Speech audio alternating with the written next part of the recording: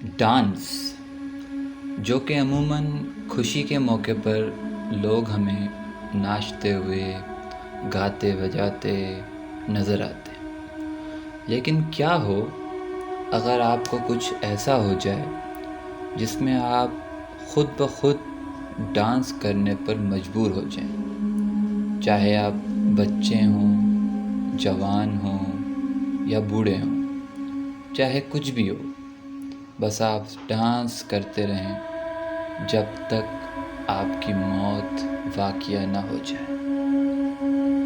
اسی طرح کا ایک واقعہ جو میں آپ کو بتانے والا ہوں، اس کی شروعات کچھ یوں ہوئی۔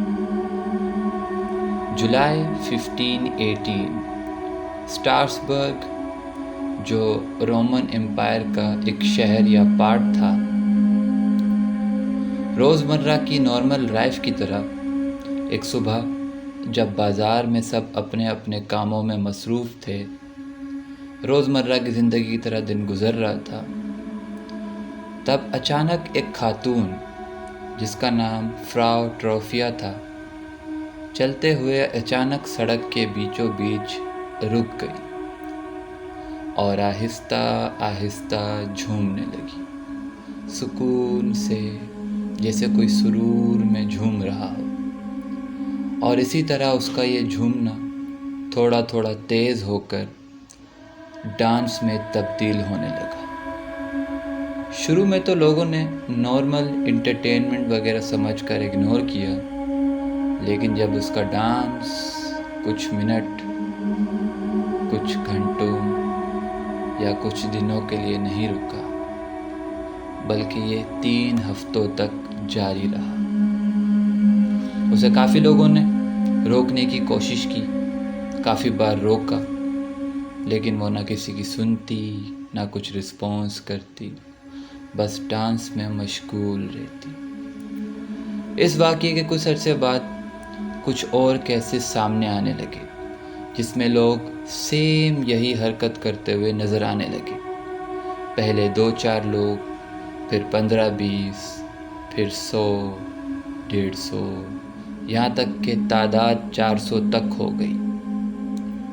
جب حالات بگڑنے لگے تو ڈاکٹرز کو بتایا گیا تو وہ اس بات کو سمجھ نہ پائے کہ آخر کیا ایسی چیز تھی جو ان مریضوں کو ایسا کرنے پر مجبور کر رہی تھی۔ کافی دیر سوچنے کے بعد ایک حل نکالا گیا کہ باقاعدہ شہر میں پروفیشنل ڈانسرز اور میوزیشنز کو بلایا جائے، باقاعدہ اہتمام کر کے پروگرامز کر کے مریضوں کو ایک ڈانس کی انوائرمنٹ دی جائے، شاید وہ اس پہ مشغول ہو کر ٹھیک ہو جائیں یا کوئی ایسا حل نکل آئے۔ لیکن ایسا کرنے کے باوجود کوئی حل نہ نکلا، بلکہ اب کیسز مزید بگڑنے لگے، لوگ ناچتے ناچتے ہلاک ہوتے جا رہے تھے، کچھ لوگ ناچتے ناچتے ہارٹ اٹیک کا شکار ہوتے، کچھ کی سانس رک جاتی، کچھ تھک ہار کر گر کر مر جاتے۔ یہ حالات سپٹمبر میں خود ہی اختتام تک پہنچ گئے جب مزید کیسز آنا بند ہوئے اور سب اپنی نارمل روٹین میں واپس آ گئے۔